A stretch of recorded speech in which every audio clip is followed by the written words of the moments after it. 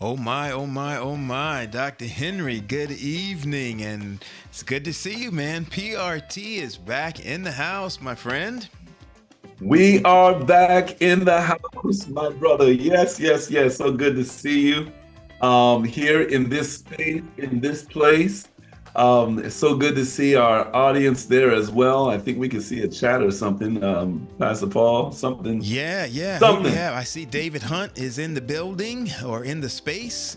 Good to see you, David Hunt, up in the Northeast there. There's, I know that name, Sister Cindy P. That's my wife there in the chat. Good to see you, Cindy. For those of you joining us, we know that we have been away for a while. The last time we saw you, we were together. The whole PRT, well, not the whole PRT team, but the PRT host team were together in Orlando. That's right. The 2024 Southern Union Pastors Conference. We had a blast, a wonderful time there. But it's been a while since we've been back in the regular space, in this space, Dr. Henry. That's right. It's been a while. And we had a wonderful time at Rise. At Rise, we were able to interview some of the pastors that are in the Southern Union Conference. And also, we were able to interview some of the presenters. In fact, Pastor Paul, we have a presenter, one person that presented for the participants there at Rise, all those that came, the attendees there. And he is going to come to the PRT later on down in, I think, the middle of December or so. So you want to make sure that you pay attention to that. He is a professor from Southern Union University, Southern Adventist University. There you go. And he's going to come and he's going to give us just a little bit of what he presented about. But listen, hey, there are only two of us here. So there's one that's missing. And that is Pastor Wade. Pastor Wade is missing. You know that Pastor Wade has been going through a whole lot. His father passed away a couple of weeks ago. And my understanding, Pastor Paul, he had another death in the family as well. Yeah, he lost his brother just about two and a half weeks or so after he lost his father. So we want to invite our PRT family to join us in lifting up the Wade family during this time. I can't imagine what that has to be like, but he's been hanging in there and holding on. He preached his father's funeral, and he also preached his brother's funeral as well. Wow. Those of us pastors who know what that's like to bury a whole lot of people, it hits a little different when it's family and loved ones. And so we invite the PRT family to continue to lift up Pastor Wade and his family. And we thank you for those of you who've already reached out and who have already been sending prayers up on his behalf. On his behalf, we thank you so much for that. Yep. So Doc, hey man, listen, Dr. Henry is looking younger. I don't know how to feel about that, because that's considering that's the what source. They say. Listen, man, water. I know what you're talking. We will follow your example now. No, right. Well, listen, look, I know we have a great program tonight. By the way, those of you who are watching online, please put us in the chat where you're watching from. And then there's something we need to do, Pastor Paul, before we actually get everybody drinking water now, man. They should pay me, man. These water companies, man, should pay. No, I'm just joking. But we want you to put in the chat where you're watching from. But there's something that we do, Pastor Paul, right before we get started. I know we're going to pray, but we want to make sure that this word gets out. Well, usually that's me. I guess, well, let me throw it to you. If you want to throw it back to me, that's fine, man. All right, I'll take a stab at it. It's not usually my thing, but Dion is Dr. Henry is the appeal. He makes these appeals, but I'm gonna try it tonight. I'm gonna see if I learned anything. Listen, tonight is the night that you want to share. There's somebody in your family, somebody in your church, somebody in your sphere of influence that needs to hear the information that's going to come out tonight. Especially if you are in states like Florida, Georgia, South Carolina, North Carolina, anybody that has been impacted directly from these hurricanes, not just one, but two, from Helene that came through, or that came through from, or where any of the areas that, Milton came through. Milton. You want to tune into tonight's program. You want to share it. And so we want to invite you to do that tonight, is to share it. If you're watching on YouTube, here's a simple way that you can help us share it. Just hit the thumbs up button. That affects the algorithm so that other people are going to be more likely to see it. Even if you don't copy the link and share it with anybody, just hit the thumbs up. If you're watching on Facebook as well, just saying hello, this is where I'm at.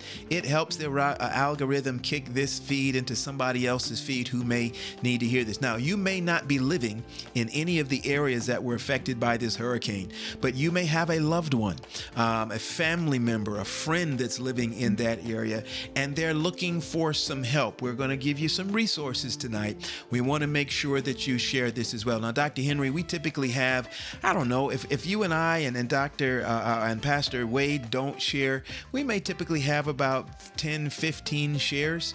I'd love to see if we can get up to about 75 shares tonight. So if you're on Facebook, share it to your own personal page, share it to a group page that you're a part of, share it to somebody, because we want to make sure that this information that is so critical can get out tonight. So make sure that you do that. Again, simple little things. Hitting the thumbs up button on Facebook or on YouTube can help make this get out. So in the words of Dr. Henry, share it with your friends, share it with your enemies, share it with everybody that you know, so that we can get this information out tonight. With that said, Dr. Henry? Well, listen, look, so tonight we're talking about a topic that I believe has impacted a lot of people. What's on the table tonight, Pastor Paul?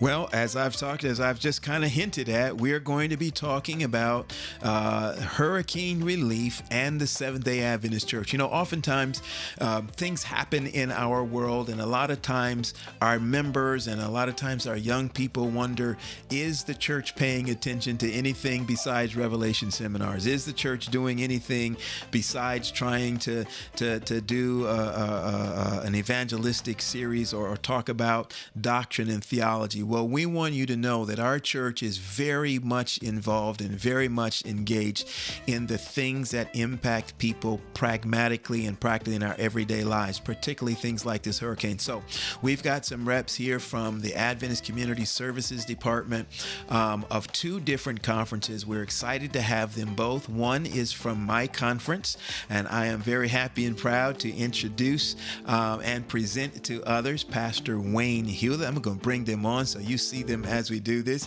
Pastor Wayne Hewlett, we are excited to have him. He is particularly over our disaster relief in the Southeastern Conference here in Florida. And then he is joined by Dr. John Mills. Dr. John Mills he's not a stranger to PRT. He shares something, Dr. Henry, that I don't know if anybody else does. Maybe one other person.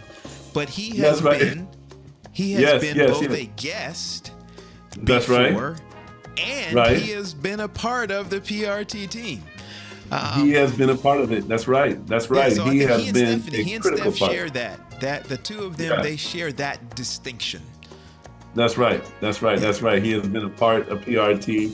He has helped us with the question writing and being on, just being with us and supporting us. So we are so privileged to have Dr. John Mills, just like Dr. Wayne Hewlett is from your conference.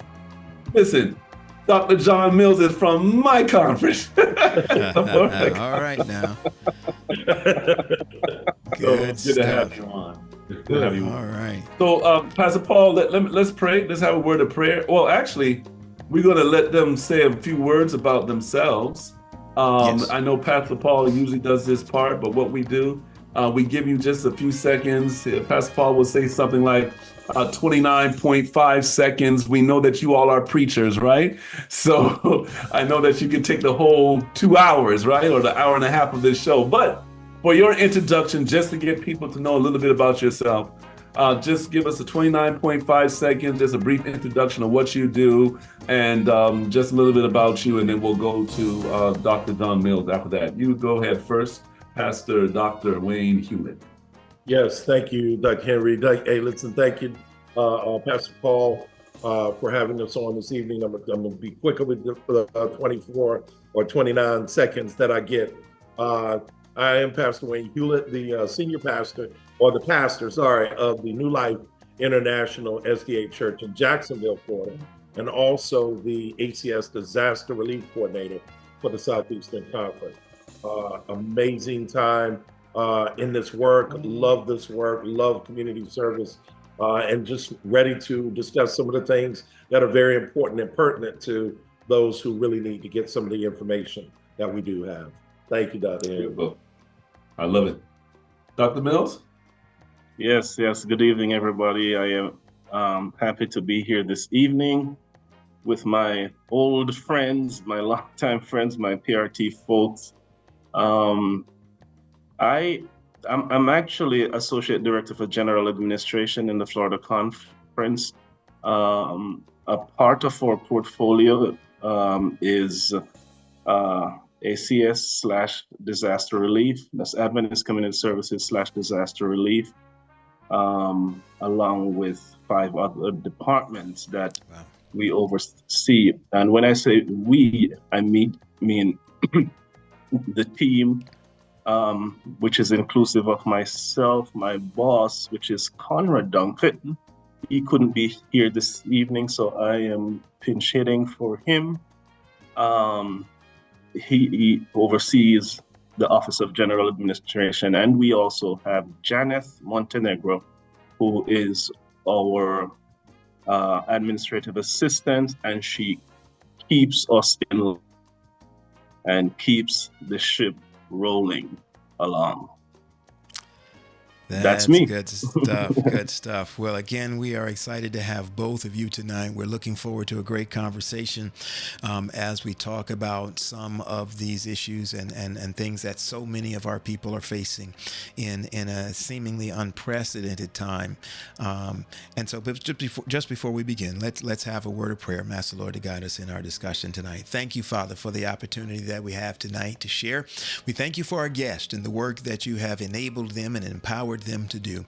We ask that as we share this evening, that our people will be encouraged, that we'll be able to find and hear some things that will edify not just the church, but even the communities at large that we serve. For we ask it in Jesus' name. Amen. Amen. All right. Again, thank you all so much for coming. We're going to jump right into our program today. First of all, listen, we have 2 representatives from the territory that we call Florida, right? So both conferences operate in the same territory. We cover probably over 100,000 members, right, just in Florida when you look at it, right? So I want to ask this question. We always talk about collaboration and so forth, but how did both conferences coordinate their disaster preparedness and immediate response efforts in anticipation of hurricanes, specifically Helene and Milton. How do they coordinate this together? Pastor Wade. Oh, Wayne. so thank you for that. Listen, that's a really good question because oftentimes it's really difficult to plan for a disaster. I Mm-hmm. mean, you know, there's so many things that change.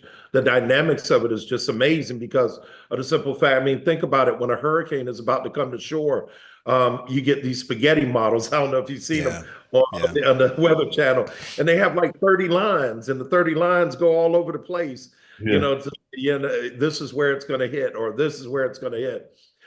So the only thing you can do is kind of plan for it. But amazingly enough, both conferences came together and they brought the strengths of each conference and said, listen, there's only one way we're going to be able to handle this. We're going to have to collaborate together. You bring your strength, we'll bring our strengths, we'll put it together. And then when we do that, we'll try to make a plan, not just for the conferences, just to say for the churches, but for the community as well, for Wow. the people that are impacted around the church. Because we have to remember that, you know, we're a witness. If we're talking this talk, we have to walk this walk. And so we take the opportunity to say, listen, let's put our two strengths together. Let's come together. Let's watch this thing. And as we go about it, let's make, as we go along, we go in lockstep. But if there is something that you're stronger in, you go ahead, we'll follow. And if you're stronger in this direction, we'll go and we'll follow. So we were glad to do that with Conrad and Dr. Mills, Pastor Conrad and Janet. The team just came together and we put it all together to make that collaborative effort work. So, yes, No, sir. I like this. Let me just kind of dig in here a little bit. So, was this a new experience for both conferences to come together like this? I don't know. Do you remember or recall any other experiences where the two conferences came together? It's either for Doc Mills or Pastor here, both pastors. Do you remember this happening like this? So I know that the conferences have come together, but like I said, every disaster is kind of different, you know. So I don't know if it was the depth and the new experience of this, because we got to remember, Hurricane Helene hit first on that Right. September 27th, 28th time frame. And so we're planning together collaboratively to go out and address it. But then all of a sudden, we turn back around and 10 days later, here comes another hurricane, Hurricane Milton, right on Mm. top of that. So it's kind of unprecedented that right back to back, these things happen. So we had to go to a greater depth of collaboration, even in the warehousing that we're doing now. We're in a warehouse and we have one warehouse, but we're serving two hurricanes out of one warehouse. Wow. So we're And both receiving conferences goods. working out of the same warehouse. Is that what you're saying? Both conferences, we're Wow. both in together, collaboratively working. And again, where our strengths are, we bring the team that's in here. Some do well at donations and sorting. Some do well to manage and lead the office.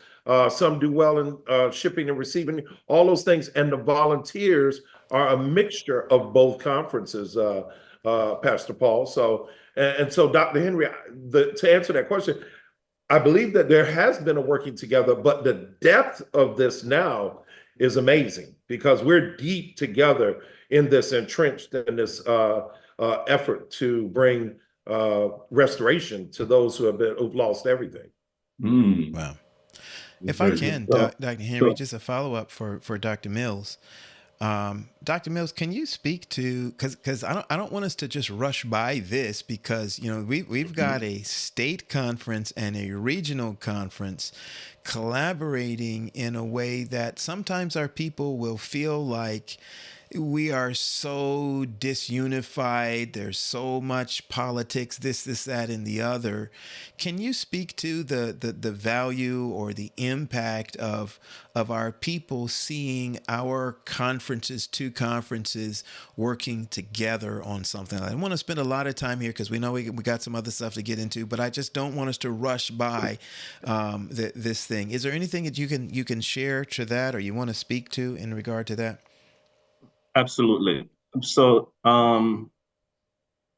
so this is my 21st year of working in Florida Conference as a pastor.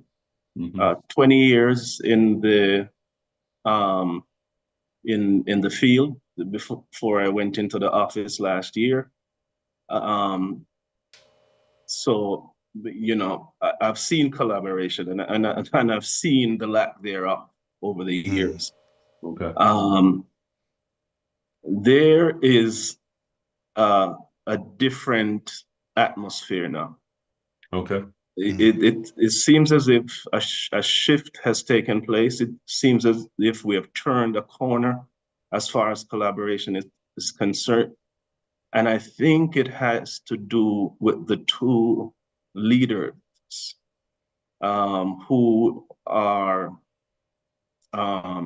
heading up ACS/disaster response in the conference, in the conferences.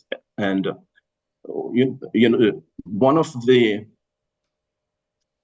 our phrases, if you will, that we use as we move forward, especially in this is, this is not Florida Conference, this is not Southeastern Conference, this is Adventist Community Services. Wow. And so we're keen on that. You see, and so everybody who comes on board in terms of volunteers, everybody who comes on board in terms of the leadership who is serving, that is the keynote and the key perspective from which we are operating Adventist Community Services. And we want the state with which we are collaborating through this warehouse process. We want the state to see us and experience us as Adventist Community Services and not as this conference or that conference. Yeah. I'm with Pastor Paul, and I again know, cognizant that we have more questions, but I want to know what are the future implications of this collaboration, right? What do you see happening in the future after we get by, and Milton, and I know that process is going to take many years for some people just to rebuild, right? But we know that the reason why we have these ministries is because a disaster is going to happen. Community services, that's always needed. What are some of the implications, the future implications that you can think of based upon the collaborative experience that you have right now? I want to go first to Hewlett. Yeah, so very good. Dr. Henry, I believe that this could serve as a template for the future. Really, disaster is, as you work together commonly for the good of those who have lost everything. For instance, let me just tell you, there is a historically Black community in Stuart, Florida, right below Port St. Lucie, New Monrovia. It's a historically Black community, very old community that's there. The whole community is gone. I mean, there's no homes there. Wow. The roofs are all off. The roads have been demolished, everything. And we even have had presence. Sister Hawkeyes from ACS has gone down there to just look at the face of people in need. Doesn't determine or doesn't say, well, I'll take help here or I'll take help from here. So when we come together collaboratively, we're saying, listen, we're building a template to say we're servants. We're here to serve. And there is no distinction of who we serve. The distinction, whether you're, whether you draw along the left or the right, the blue or the Or red. red or the blue. It just, listen, I get it. I get it. But and just to let you know, here's an amazing thing that I noticed. Even during Hurricane Katrina, there in New Orleans, you had the lower ward, and then there were the lower ward where there were those that were of a particular economic social level, and then you had the community that was very well off. But when the hurricane hit, they said that it didn't matter where you were from. People were trying to get into the Walgreens store to get Pampers for the children. Yeah. And it didn't matter. They were both pulling on bars trying to get into the store. I mean, this is things that you see. So in the face of disaster, in the face of disaster, it's just a need. Everyone's in need. So hopefully this serves as a template, Dr. Henry, to say, listen, this is how we can do this together. And if we give that model, give that example, and understand what the true mission and common goal is, I think that'll work for the future. So can I take a stab at that, Doc? Yes. Yeah, go right ahead. So conversation is taking place, right? Mm-hmm. And whenever conversation is taking place, that is an opportunity for relationship to be built. So, this is one of the things that I see can come out of this as far as the future is concerned. You were asking about the future. Keeping in touch with each other, right? Mm-hmm. For the sake of doing good for the wider community. So, and that is exactly what is happening here, right? If we can spread this to the other portions of the conference, Doc Mills, let me just clarify. Amazing thing.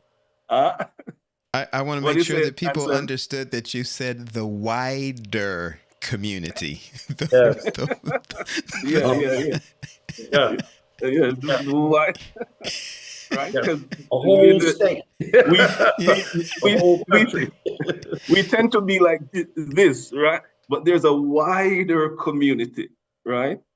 And then all of that can help, the conversation, the building of relationship, all of that can help to foster more cohesion, more unity, which can only help. And when you have conversation, when you have relationship being built, when you have unity taking place, we as Adventists become stronger, right? That's good. And we can walk together, we can work together, and we're proving it now. We're proving it now with this disaster response effort. Yeah. Good. Listen, gentlemen, Pastor Hewlett, we heard you share just a little bit about Monrovia and that particular situation. I live on and we used to be kind of neighbors, just not too far from each other.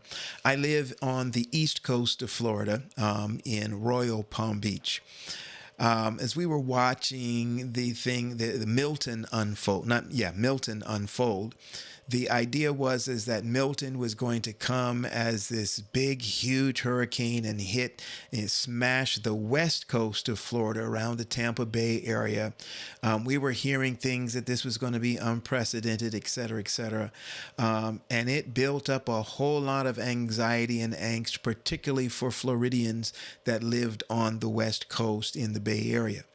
For those of us that lived on the East Coast, we were kind of feeling like, we missed one. We're going to be okay, because a lot of times we're the ones who get hit. But in the midst of that, it was that Wednesday evening. I was watching just before the storm was supposed to hit on early Thursday morning or somewhere in that time frame. But on Wednesday, I was watching my social media and I saw this stuff about tornadoes, and I was getting things on my phone about tornado warnings. Yep. And I'm like, wait a minute, we're not on the West Coast, we're over here on the East Coast. I saw somebody posted a picture or a video on YouTube or on a Facebook feed or something like that of a hurricane, and they said, not a hurricane, of a tornado. And they said this is in Wellington, Florida. I am like right across the street from Wellington. And I saw in the video, I saw a street sign. And I said, let me go figure out how far away that street sign is from where I live. Turns out that intersection was about 2.5 miles from where my home is. Wow. And then another one came down, and it was again about 2 or 3 miles from where I am. On Thursday morning, I got up and I saw a video from one of my former church members who lived in the area, who was showing a video of where the tornado, that same tornado that I had seen on somebody else's video the day before, had hit her home. Matter of fact, I saw them in that family in the chat earlier today, that they're watching tonight. And I went over there that afternoon, and all of the windows and things were blown out, glass all over the floor. The entire home was destroyed. The city came by and put a notice on the door, said it's uninhabitable. People all up and down the block. There was a home directly across the street, just directly across the street, where the tornado had come and lifted a car up off of the ground and then threw it down through the roof of the people's house. And there was stuff like that all over that neighborhood. And I saw that with mine own eyes, and went and helped and seen this. But could you share from what you guys have seen? And let's start with Pastor Mills. From you guys have seen and heard from the calls from both Helene and Milton, what are some of the most critical needs that you're seeing that are coming in as requests or just information from both churches and families and from our communities? What are some of the most critical situations that you're seeing? We heard a lot about flooding on the West Coast, a lot of wind damage and flooding up in the Carolinas. I see some South Atlantic folk in our chat tonight, and that's going to be the South Atlantic crew, and then Carolina conferences up there. What are you guys hearing are some of the most critical needs that are arising from both of these hurricanes? Yeah, so you kind of hit the nail on the head, infrastructure, homes being decimated, flooding, and lives being uprooted and turned upside down. And of course, all of those, well, before I say that, let me say also, loss of power, which leads into loss of food, food go spoil, and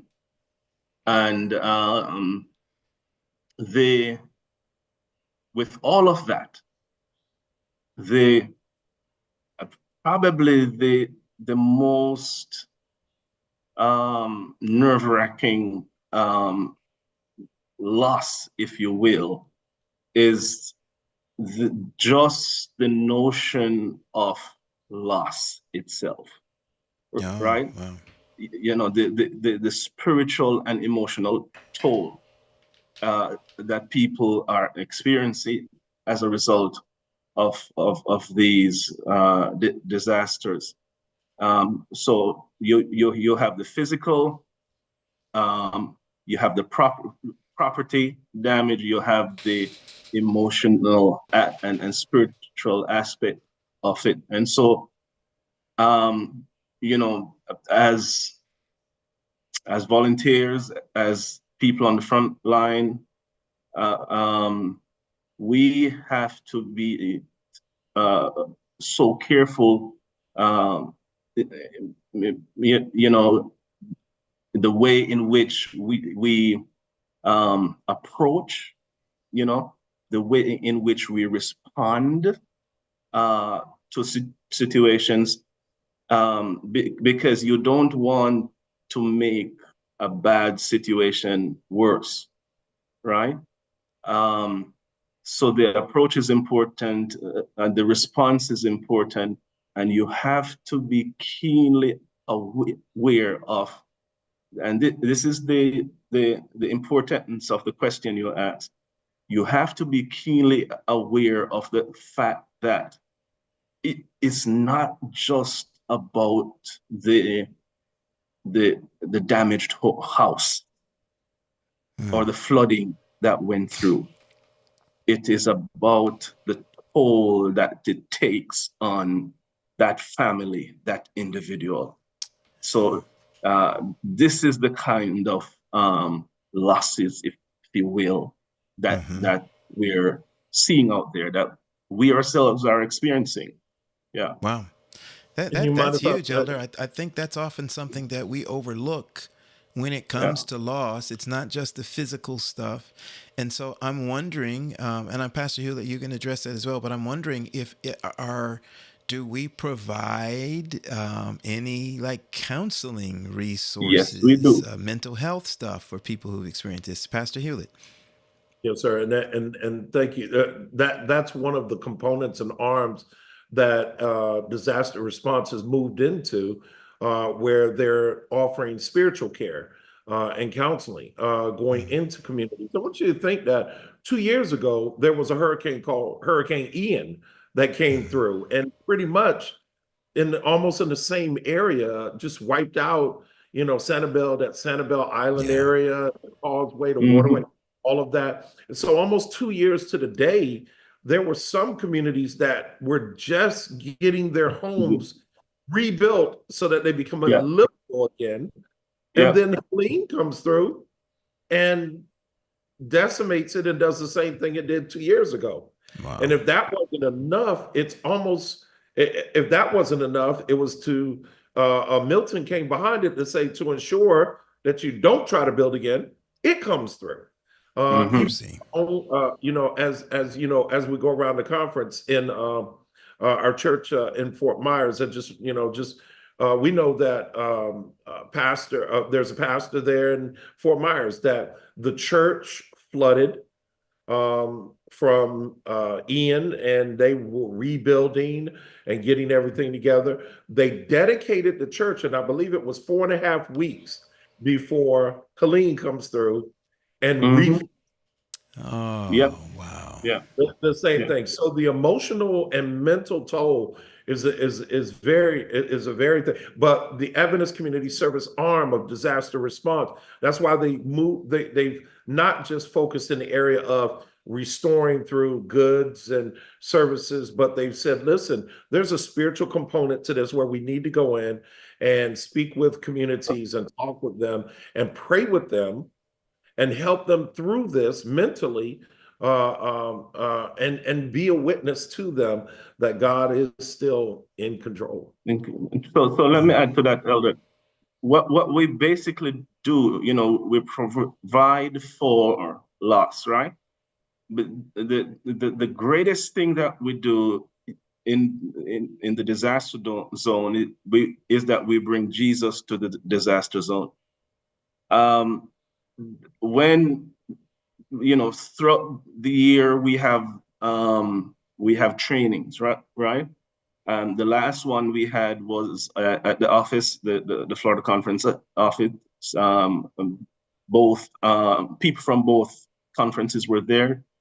We deal with topics like donations, operations, how to receive and organize and send out donations, forklift operations, how to operate a forklift in a warehouse, right? Warehouse management, right? But there's also a component that is taught by Derek Lee, which is the North American Division head of community service / disaster relief. And that courses called spiritual and emotional care. Yeah. All right. So I like let me that. just push a little further before we move to the next question. So can you tell us just a little bit, the kinds of things that have been done or have been provided? Are we seeing, who are we giving help to right now, up to this point? Is it churches? Is it church members? Is it families in particular areas? Who are the ones that we have been able to reach or to help the most at this point? And what exactly have we provided, or what have we done? Which one of us? Either one. Let's take a stab at that. Well, I can tell you, John. Go ahead, Wayne. John, I do know that we sit at the table, and the wonderful thing about a collaboration is that even in the collaboration that we have, we still say, what's unique to what you want to do, in your sphere of influence.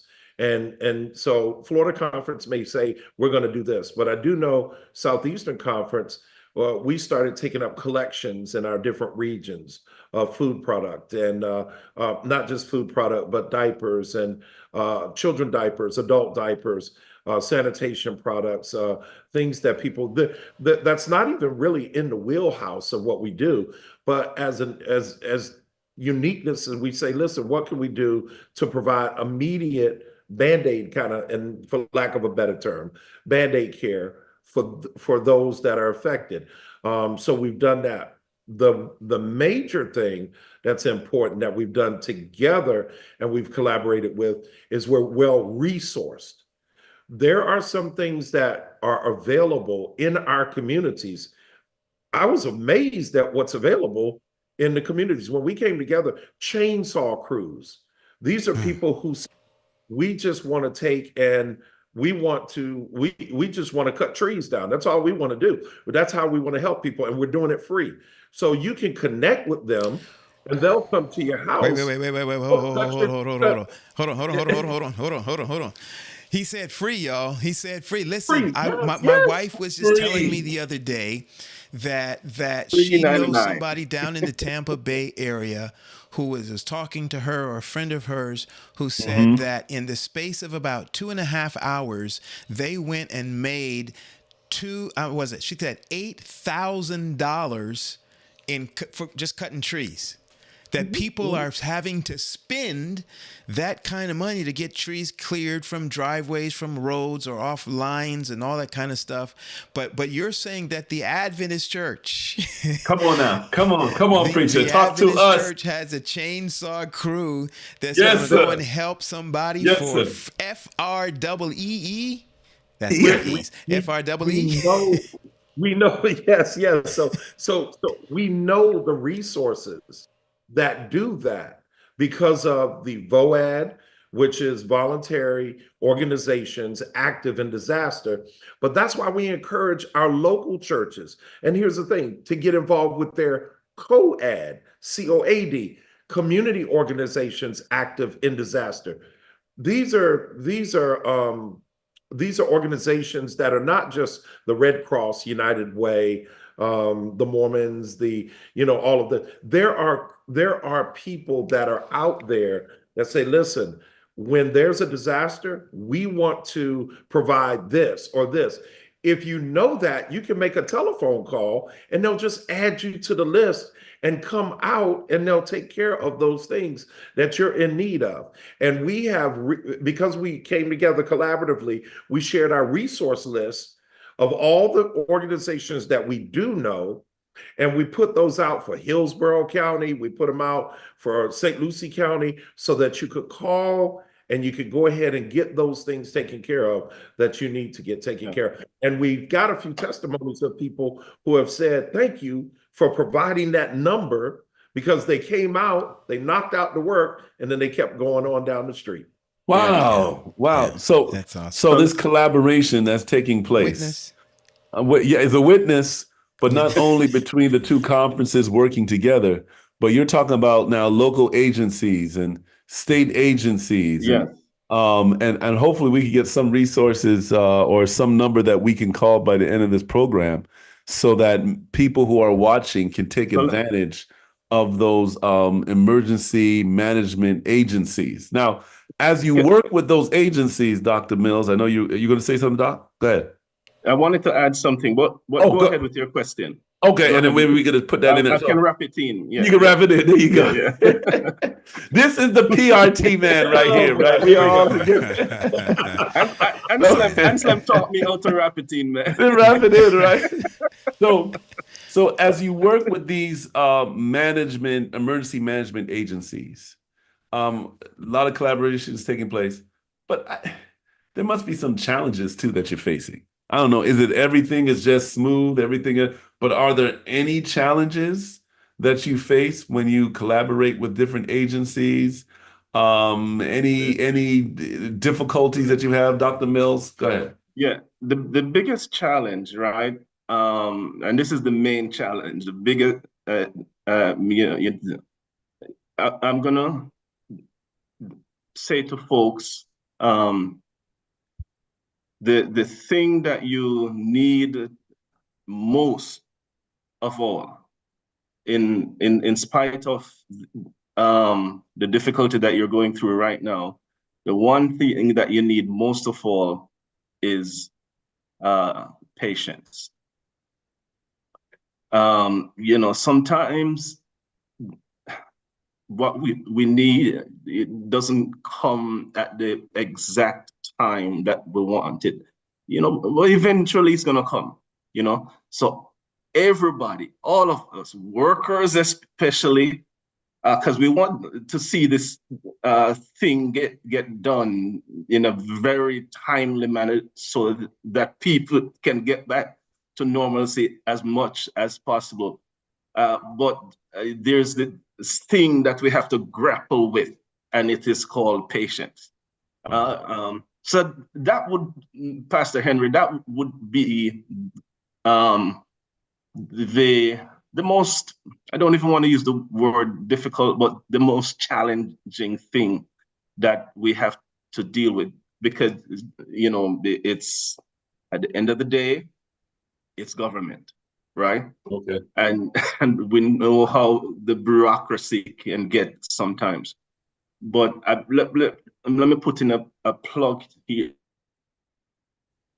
to add to what Pastor Wayne had talked about earlier also. So we have an MOU, a Memorandum of Understanding with the state of Florida, right? Okay. Such that we are the go-to organization to manage warehouses for them in the event of a disaster, right? Okay.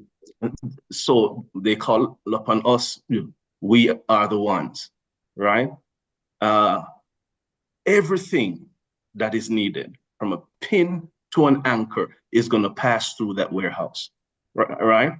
Upwards of, when it is all said and done, upwards of $5 million worth of goods. You see? Oh my. And most places that are affected is going to get touched somehow with those goods, right? We're talking about food. We're talking about all of the things that Pastor Wayne just mentioned, plus construction material, furniture, things of that nature. When it is all said and done, we might be there for at least 3 months, maybe more, right? When it is all said and done, a lot of the places that are affected by the storm will be touched by this service. ACS, Adventist Community Services, in collaboration with the state of Florida. Dr. Henry, can I just real quick on that? I like the words, and this is something that we're trying to pass on to our churches. Yeah. Dr. Mills said something. John, you said something. You said, listen, we've built such a relationship with the state of Florida, VOAD. Mm-hmm. This is what we're encouraging our churches to do. Go ahead and build a relationship with your local organizations, which means that you've got to get outside of the four walls of the church. And you've got to go to maybe one of the luncheons that the folks have, your local community organizations active in disaster. Because here's the thing, I'm in Jacksonville, and the first thing that the COAD did is they were looking for places that, what do you call them, linemen, the bucket trucks, the big bucket trucks that were coming from north. The power guys. And they said, listen, we want to come down there, but we don't want to park on the highway. Do you have somebody that has a parking lot? Well, guess what? 6429 Atlantic Boulevard, Jacksonville, Florida. There was a call made. Yes, sir. Let me said, Wayne, do you have a parking lot that the trucks can stage? Yes, because guess what? They're linemen. So if the lines fall around the church, preach it. I need to add something when you finish. In addition to that, we got a call that said that one of the things we did is we went to the disability luncheon that they had, and it was just a luncheon, and we talked to the folks that provide things like oxygen tanks and different things like that for those who have disabilities, wheelchairs, and different things like that. And we said, listen, we have a disabilities ministry in the church. We'd love for you to present. And we have some folks that are, disabled, and we'd like for you to be, oh yeah, they came, they did a seminar and a class. Well, guess what? Right after the storm, they asked us, is there anyone that lost their electric scooters in the storm through flooding? Because what we want to do is we want to go ahead and replace it. If they'll bring the old one, we'll give them a new one. What? Yeah. Relationship. So patience. I agree. But let me add this one more thing, guys. Same point, same trajectory. Your church can become a point of distribution, a POD, right? Call us. Specifically Janet, Janet Montenegro, Janet.Montenegro. She prefers to be emailed, and she will work out the details with you of how you can align and set up your church to be a point of distribution, such that when goods leave the warehouse, they can come and put it in your facility to be distributed to your community. Right. There's one major caveat. You can't just give it to the members of your church. It has to be within a certain area that is affected also. Yeah. That's powerful. Yeah, Wayne, I'm listening, Wayne, to that story about the linemen and in the parking lot of the church, and the power goes out there. But I'm thinking, even if I live around the church, like I might not be a member of the church or be the church, but I'm thinking, you know what? There ought to be some value and a benefit of living in proximity to a Seventh-day Adventist church. There you go. There ought to be stuff that just happens around our building. It doesn't happen at other places, and it's not always just the preaching and the singing, and there ought to be some practical benefits from being close to, within the shadow of a Seventh-day Adventist church. And we thank you for bringing that, man. That was just powerful stuff. No pun intended, powerful, but yes. Good stuff. That's powerful, Anselm, because if you got power in the room, then the neighborhood will be blessed. You're not talking to me, preacher. Hey, come on. Just put the power in the neighborhood, man. The streets will be blessed. Mercy. A lot of these places that come down, all they want to do is say, listen, is there anyone who will receive us? Anyone who will receive us. That's all we're looking for. I don't know if you heard the story that happened in Tampa. I don't want to call the pastor's name out, but I don't know if he might say, whoa, you tell me. But they did a huge drive for their community. And there was a organization that came from Michigan in remembrance of their son who died in a disaster. They said that they were going to spend the rest of their life giving, just coming to wherever there's a disaster, and whatever they had in that trailer that they had, the pull behind trailer, they were going to give it. This particular church he called in Tampa. He was calling churches and saying, "Can I park in your parking lot to spend the night?" And he said some churches he didn't get any answer, but there was one particular pastor that said, "Yes, come on, you can park your truck here as you help the people that are in need." When the man woke up in the morning, he opened up the trailer. He gave the church 6 brand new generators in a box. He gave them 13 chainsaws. He gave them 24 cans of gas. He gave them 2 whole pallets of water. He gave them oil. And not only that, he wrote them a check for $5,000 and then gave them $1,000 in cash. And then he said, "Thank you." And he got in the trailer and he took off. And the church say amen. Yeah. Pastor Paul, are we going to take a break, man, right here? The church say amen. Yeah, we need to take a little break right quick. Let's take a break, man. Don't go anywhere. We're going to be right back. You guys stay put. Listen, if you are just joining us tonight I don't know if they could hear my organ. Could you hear the organ just now? I was playing it. We heard it. We heard it. I heard it. Oh, you heard it. Okay. All right.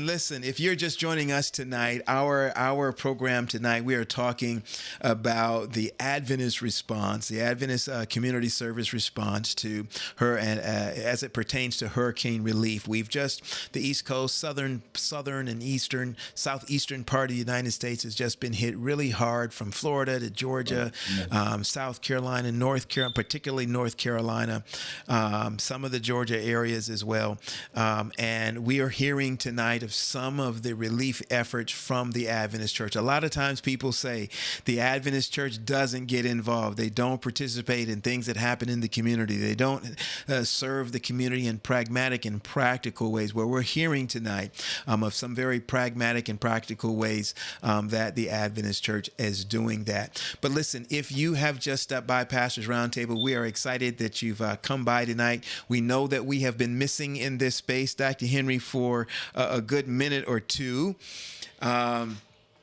Talk to me, Doc. Wow. What can the people expect going forward? Are we going to be back next week? Are we? What are we doing? What can they expect? Let me see how many people. The 47 people that we have on live right now, and the probably 200-300 that are going to watch this on the replay. What are we telling them, Doc? What are we telling them? Listen, man, what we're saying to you right now is the Pastors Roundtable. We are here. And we are, look, I think we said this a couple of weeks ago. Oh, I think we said this at Rise. It's just been a busy season, right? But look, we have some people here that want to bring some information to you. I told you about the episode that's happening in December. I'm excited about that one when Dr. I don't even want to say Allen. Oh, okay. I don't want to give out the whole thing, but he's going to be, and he's going to present something powerful. So look, we are here to present some wonderful topics to you so that we can all be relevant, resourced, and real. Well, listen, Amen. Speaking of that, man, you missing kind of, or not as consistent over the summer, man. We've missed a lot of hot topics that have been going on.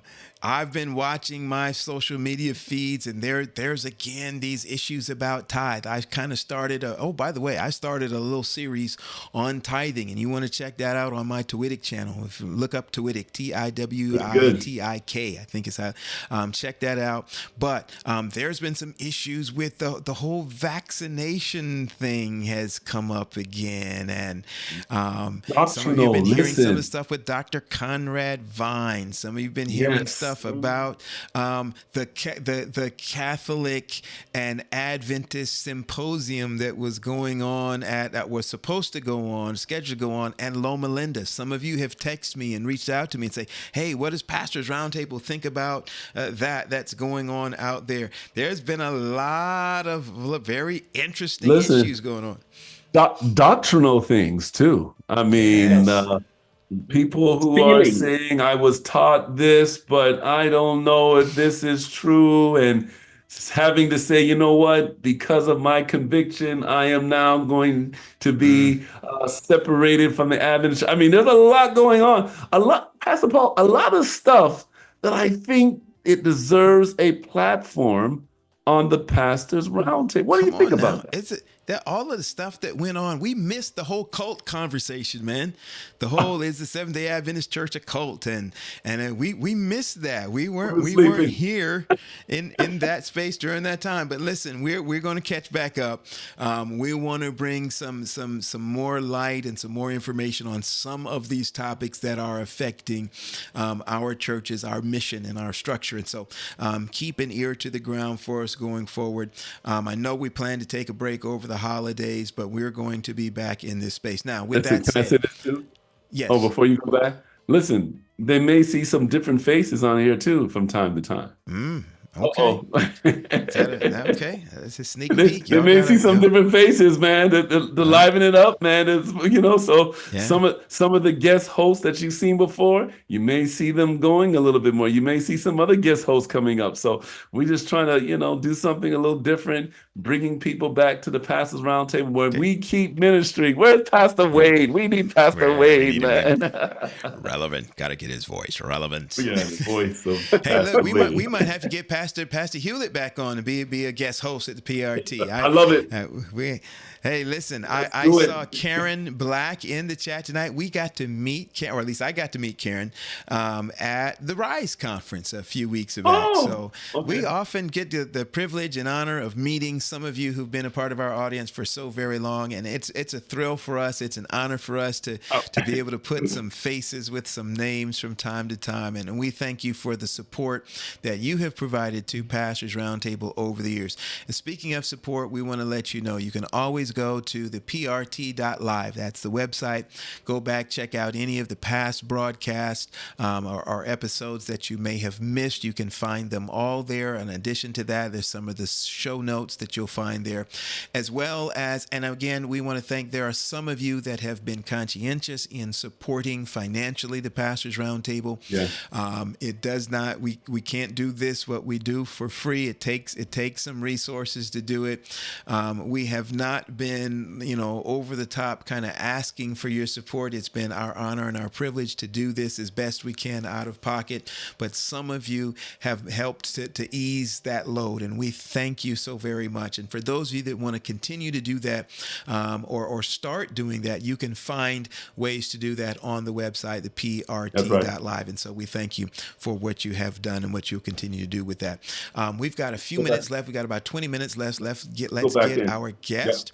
Back in here, we are again joined tonight by Pastor Wayne Hewlett, Dr. John Mills. They work with Adventist Community Services in little different capacities in the Southeastern Conference and in the Florida Conference.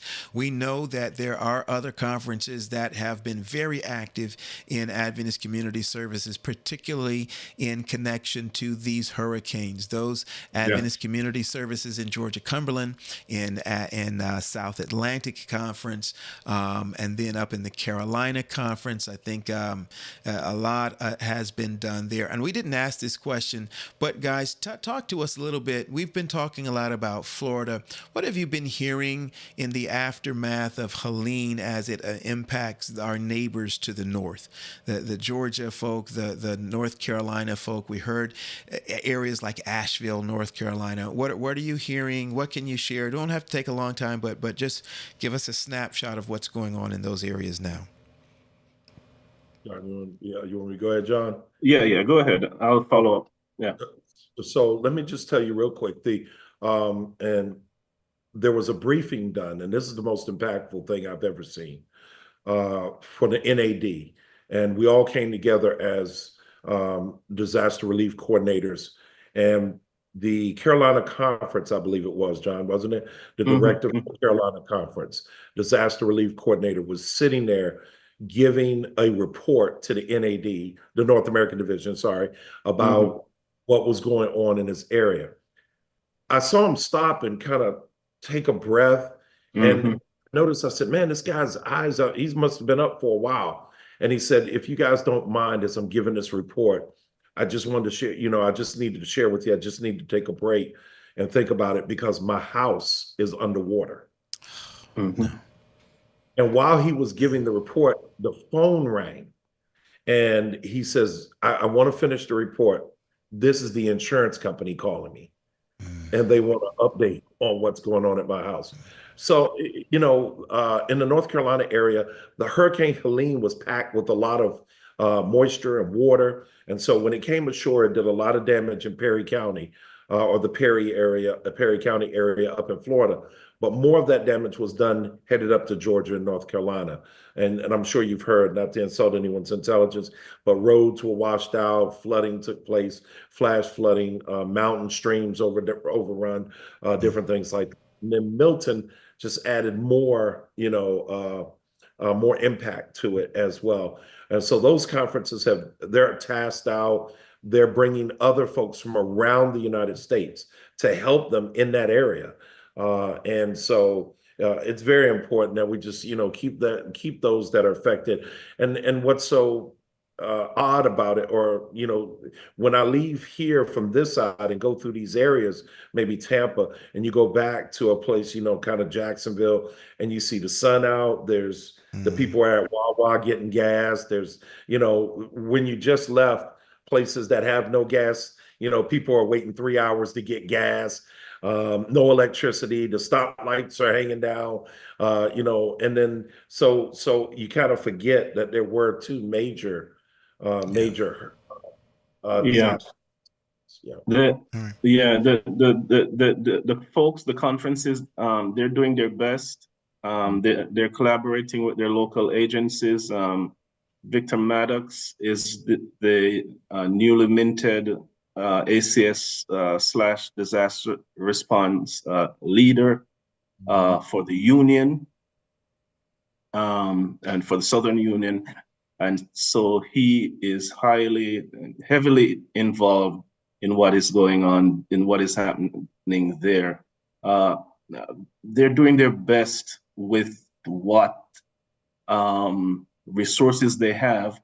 One of the stark and graphic reality of community services and disaster response is that we're unable, let me say it like that. We are unable to address 100% of the needs of the people. Yeah. Especially when you have a back-to-back disaster, one after the other. But we go and we try our best and do what we can in Jesus' name. Yeah. So talking about this, trying to address these disasters, and there's only so much that you can do. But even what you're doing, by the way, you all are doing an awesome job. But I know that you are developing a team, like you have a team of people, not just in the conference, but also people out there in the community. So I want to talk about volunteers. First, church volunteers. Now, I'm assuming that you get volunteers that are not a part of the church, right? I'm assuming that. But how do you mobilize that? So Milton happens and you want to get in there. The storm has passed. You want to address it. Walk me through getting the volunteers and then the training or preparedness that needs to take place as well. I'm going to start with John. Yeah, so I mentioned earlier about the training, touched on it a little bit, donations, operations, as far as managing a warehouse is concerned, um, donations operations, forklift operation, spiritual and emotional care, warehouse management, and all of those things fall under community service also. So we invite the folks from all across the two conferences to come and be trained for a couple of days over a long weekend, and we also, while the folks are there, make certain to get their information, their name and their contact information, so that during the event, in the event of a disaster, we can call upon them and say, hey, it's now, it's go time. Are you still available, right? And so, and throughout the year, we also, encourage our pastors to remind the folks that this time is coming. Are you going to be able to participate in a voluntary manner? Sit just a little bit, not too far off. As far as the warehouse is concerned, right now, we're looking for volunteers for hourly or daily, right? We have 7 core people, 7 core leaders that are made up of individuals from both conferences. Those are going to be there for the long haul, right?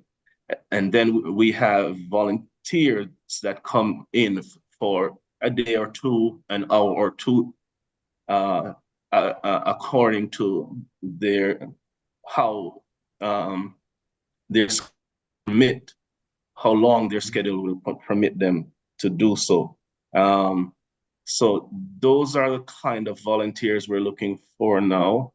And just to reiterate, throughout the year, we have these workshops, these trainings that help to prepare people to be volunteers. Yeah. Mm-hmm. And I can give the volunteer information where you can go to sign up, because very important. You cannot just show up at the warehouse and say, I want to volunteer today, right? Yeah.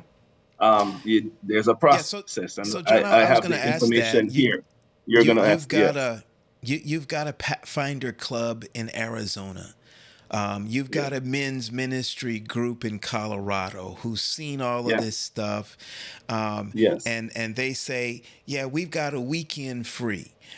We want to go down to Florida, want to go down to Georgia, want to go to North Carolina, want to, whatever. And we want to help. How do they, so that sounds like that's what you were getting ready to share with us. There's a way or a person that they can contact and say, we have this many people, these many kids, this is the resources that we have.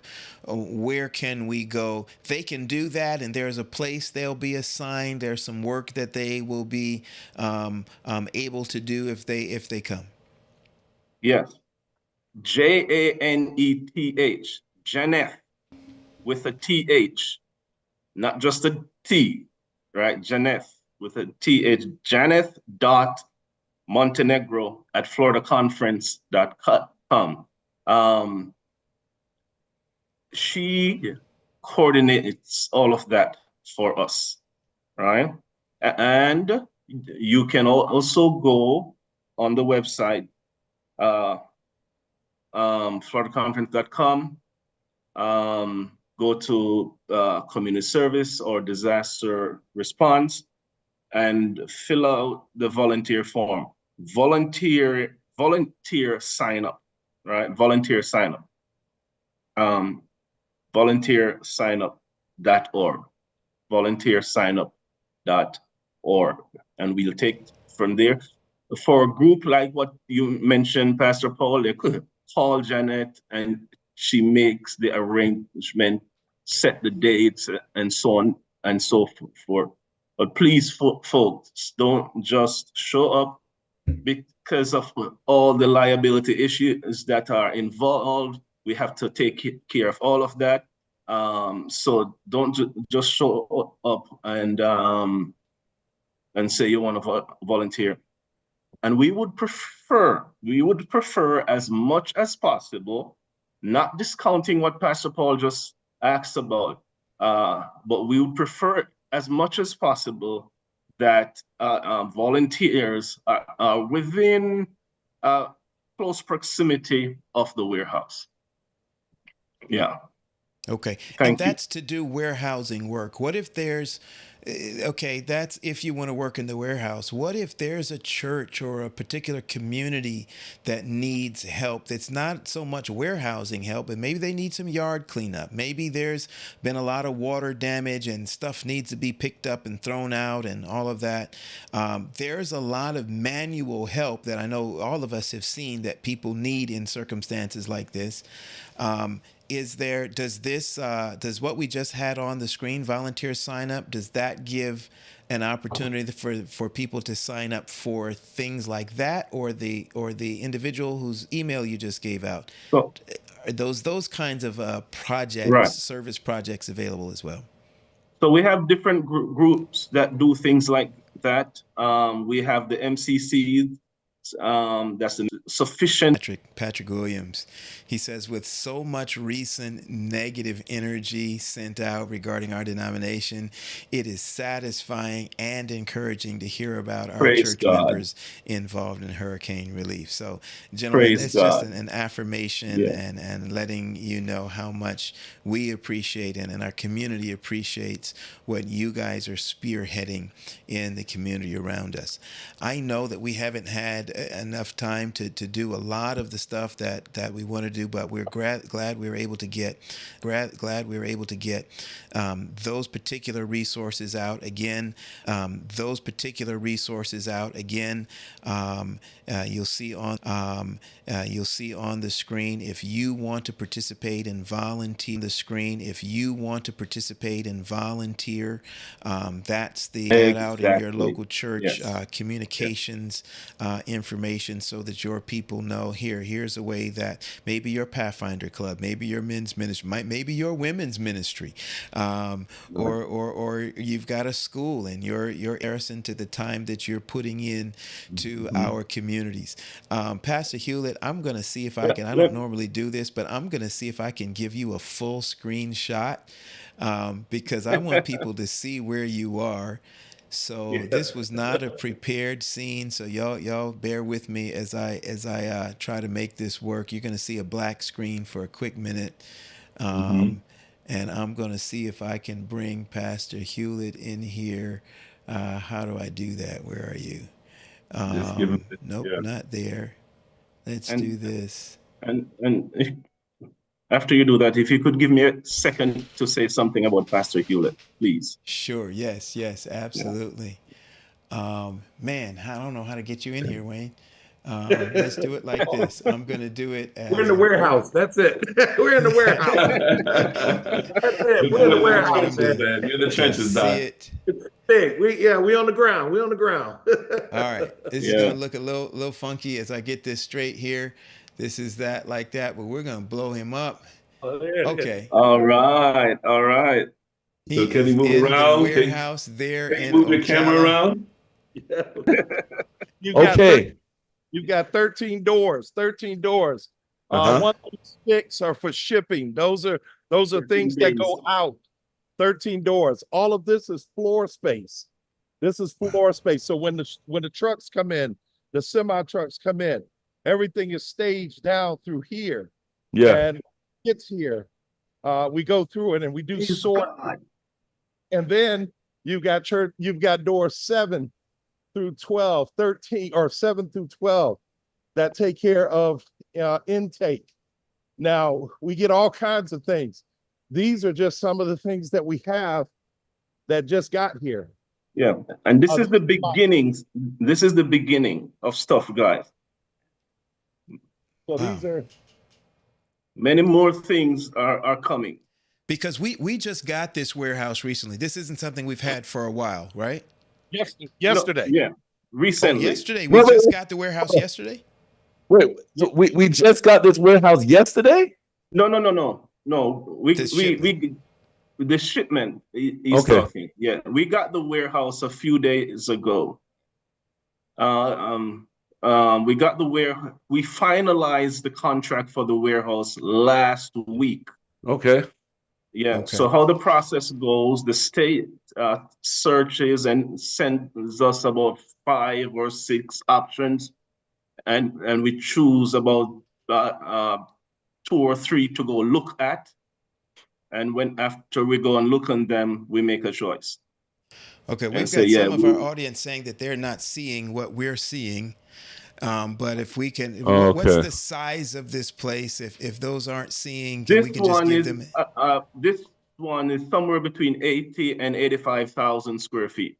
Wow, 85,000 square foot warehouse. We're looking at great big open warehouse space with lots of. I'm gonna at least show them that right before we get off today. Okay, there you go. And you're looking at that. All of those items there is like Pastor Mills just said. These items are just the tip of the iceberg. The tip. Yeah, The just the tip. tip of. But for whatever reason, sorry I about think that.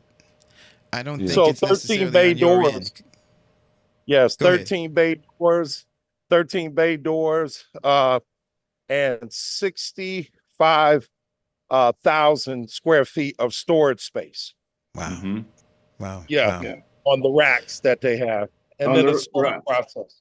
The warehouse itself is 80,000, but Correct. the storage space is 60, right?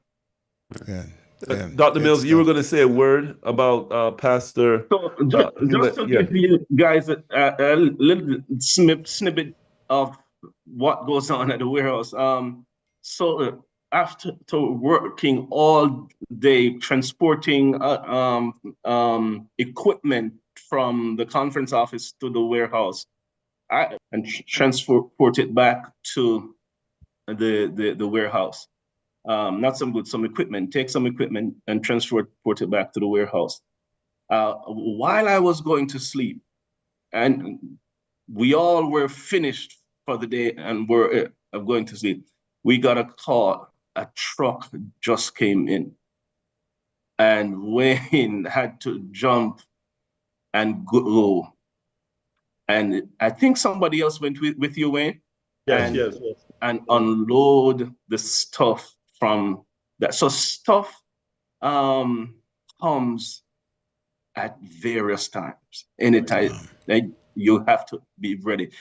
But this is the commitment that we've made to do for our community, to help address the needs of our, and I just wanted to highlight that and say something on behalf of my intrepid team member, Wayne Hewlett. Good stuff. Good stuff.